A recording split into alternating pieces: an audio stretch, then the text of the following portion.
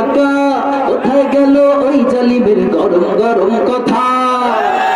খেলা হবে, খেলা হবে, খেলা হবে বলে কাকাই গেল পালাইয়া। পালাইছে দেশটা ছাড়িয়া, স্বৈরাচার পালাইছে দেশটা ছাড়িয়া, সকলের মনে খুশি উঠল জাগিয়া। আল্লাহ তোমার দরবারেতে হাজার শুকরিয়া, হাসিনা পালাইছে সবাই, হাসিনা পালাইছে দেশটা ছাড়িয়া, হাসিনা পালাইছে দেশটা ছাড়িয়া। এই স্বৈরাচারকে আমরা বিদায় করেছি। কোরআনের বিরুদ্ধে অবস্থান নিয়েছে, ওলামা ইকরামের বিরুদ্ধে অবস্থান নিয়েছে, ইসলামের বিরুদ্ধে অবস্থান নিয়েছে। বাংলার তাওহীদি জনতা হাতে হাত রেখে, কাঁধে কাঁধ রেখে ঐক্যবদ্ধ হয়ে স্বৈরাচারকে বাংলাদেশ থেকে তাড়াতে বাধ্য হয়েছে। চলে বলো ঠিক কিনা? আজও যদি কেউ এই স্বৈরাচারের ভূমিকা নিয়ে, নব্য স্বৈরাচারের ভূমিকা যদি কেউ পালন করতে চায়, জুলুম নির্যাতন করতে চায়, মাহফিল বন্ধ করার দুঃসাহস দেখায়, ওলামা ইকরামের বিরুদ্ধাচারণ করে, তাদেরকেও বাংলার জমিনে থাকতে দেওয়া হবে না, দেশ থেকে পালাতে বাধ্য করবো। চলে বলো ঠিক কিনা? বন্ধুরা আমার, এদেশ স্বাধীন হওয়ার পর থেকে আমরা আওয়ামী লীগকে ক্ষমতায় এনেছি, তাদের শাসন দেখেছি। আমরা জাতীয় পার্টিকে ক্ষমতায় এনেছি, তাদের শাসন দেখেছি। আমরা বিএনপিকে ক্ষমতায় এনেছি, তাদের শাসন দেখেছি। কিন্তু বিনিময়ে পেয়েছি কি? রেজাল্ট, ফলাফল কি? প্রত্যেকেই দুর্নীতিবাজ, চোর, খুনি। জোরে বলো ঠিক কিনা? সুতরাং বাংলার তাওহীদি মুসলমান এই দুর্নীতিবাজ, খুনি, চোর, গুন্ডা, বদমাশদেরকে ডিলিট করে দিয়ে এবার ইসলামকে ক্ষমতায় বসাতে চায়। রাজি আছো মুসলমান? রাজি আছো? দুহাত তুলে দেখাও।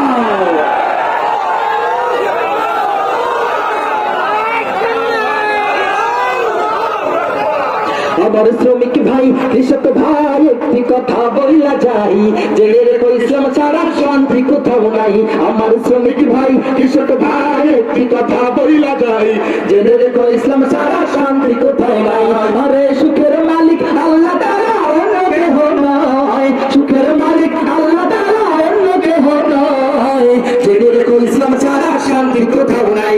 আমার শ্রমিক ভাই, কৃষক ভাই, একটি কথা বইলা যাই, জেনে রেখো ইসলাম ছাড়া শান্তি কোথাও নাই।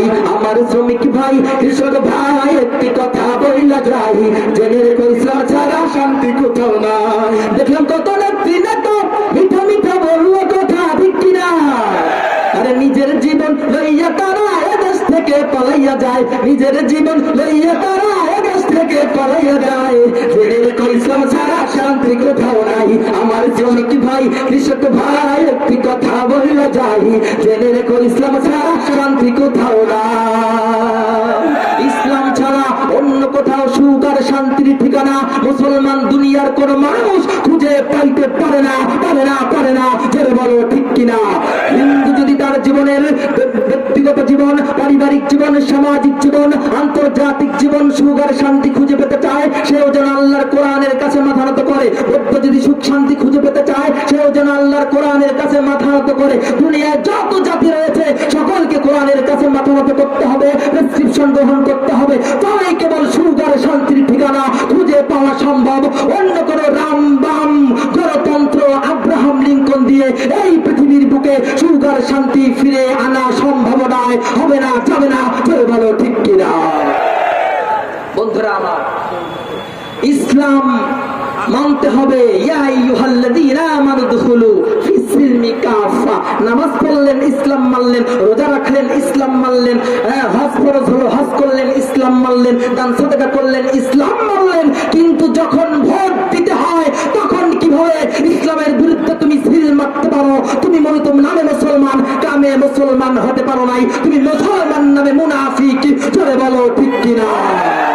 এবার ইসলামের পক্ষে আসতে হবে, ইসলামের পক্ষে এবার সিলটা মারতে হবে। কারা কারা রাজি আছো? দুহাত তুলে দেখাও। আর না ধানের শিশার না নৌকা, আর না ধানের শিশার না নৌকা, আয়ের মাঝি বাল্লা এবার সবাই এক হয়ে যাও যারা মানো আল্লাহ, এবার সবাই এক হয়েছে যারা মানে আল্লাহ, এবার সবাই এক হয়ে যাও যারা মানো আল্লাহ। রাজি আছি তো? আল্লাহ তাআলার বান্দা আমি জমিন ও আল্লাহর, এই জমিনে চলতে হবে শুধু আইন তার। আল্লাহর জমিনে যদি আল্লাহর কোরআন মোতাবেক আইন পরিচালনা করা হতো, স্বৈরাচার শাসক 15 বছর ক্ষমতায় থাকতে পারতো না, লক্ষ কোটি টাকা দুর্নীতি করতে পারতো না। জোরে বলো ঠিক কিনা? সময় সংক্ষিপ্তের কারণে আমি লম্বা সময় কথা বলতে পারলাম না। পরিশেষে আবার আহ্বান জানাই, এবার সিল যেন এদিক সেদিক না হয়, ইসলামের পক্ষে মারবো, জীবন থাক আর যাক। জোরে বলো ঠিক কিনা? আলহামদুলিল্লাহি রাব্বিল আলামিন। আসসালামু আলাইকুম ওয়া রাহমাতুল্লাহ। সকলে বলি মারহাবা।